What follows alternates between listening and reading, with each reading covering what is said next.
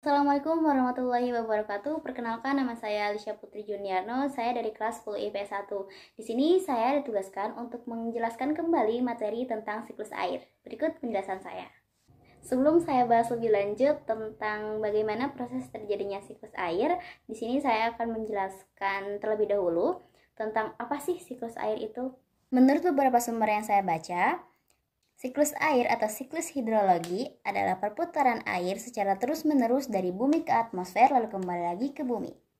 Secara lengkap, siklus air mengalami beberapa tahapan berikut. Yang pertama, ada evaporasi.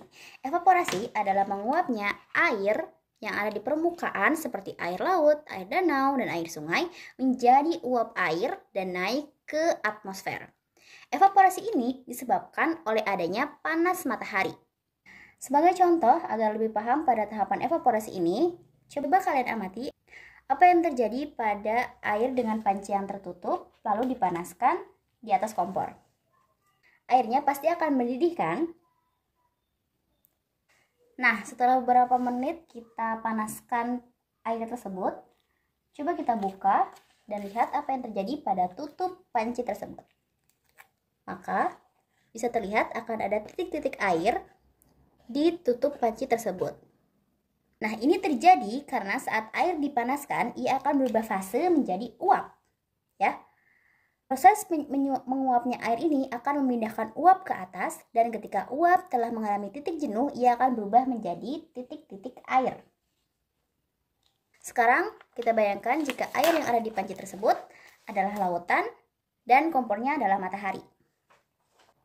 Nah, setelah mempelajari proses evaporasi tadi, ternyata nih, selain air di permukaan, tumbuhan juga bisa loh mengeluarkan uap air. Ia akan keluar melalui celah stomata. Apa itu stomata? Stomata disebut juga dengan mulut daun, merupakan lubang atau pori yang diapit oleh dua sel penjaga. Proses menguapnya air pada tumbuhan ini dinamakan transpirasi. Kemudian, uap air yang ada di atmosfer ini akan mengalami kondensasi menjadi cair ketika melewati batas lapisan udara yang dingin. Kumpulan air yang terkondensasi akan membentuk awan. Awan yang baru umumnya berwarna putih. Tapi semakin banyak uap air yang terkondensasi, awan akan semakin gelap. Warna gelap ini dikarenakan cahaya matahari tidak menembus awan. Semakin lama terbawa angin, awan akan semakin tebal, berat, dan tidak sanggup lagi menampung air. Akhirnya, air akan turun ke bumi atau kita sebut juga dengan hujan. Proses ini disebut presipitasi. Lalu, air hasil presipitasi tadi ia akan mengalir ke dataran yang lebih rendah dan menciptakan siklus baru yang akan berulang secara terus-menerus.